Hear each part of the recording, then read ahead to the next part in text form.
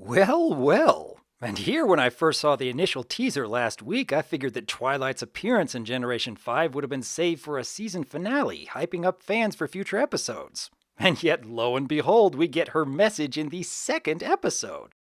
As stated in a previous video, I have been taking my time with the new Make Your Mark series.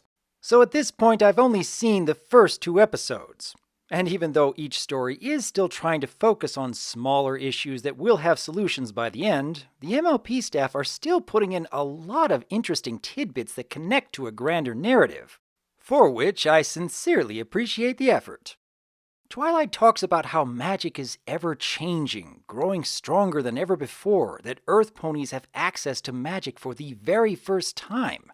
So much to speculate over. And given how much is being revealed in these first two episodes, I fully expect there to be even more reveals in the rest of the season. That alone is more than enough to keep me wanting to see more of the Make Your Mark series. But let us not forget that the majority of this story is focused on Hitch, and while I was initially less than thrilled, there were a couple of pleasant surprises along the way. It was obvious that there'd be a conflict between Hitch and any pony using magic.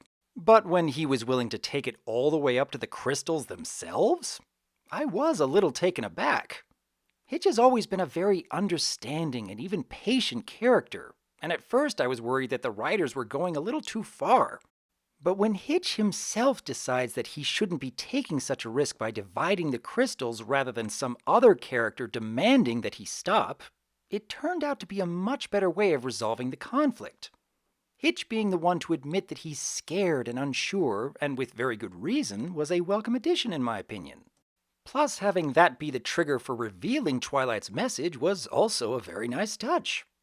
At this point, there are some gaps in the story, as the hologram didn't completely work as intended, but it does make for an excellent starting point, making me very curious to hear what else might have contributed to the lore between G4 and G5.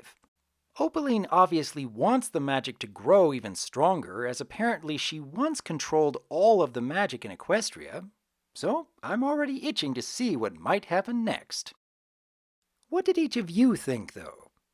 Bearing in mind that I'm only 2 episodes in and still taking my time with the material, what was your reaction to Twilight's message when it first popped up? Leave your thoughts in the comments below. Because, as always, I am Dr. Wolf, and I look forward to hearing from you.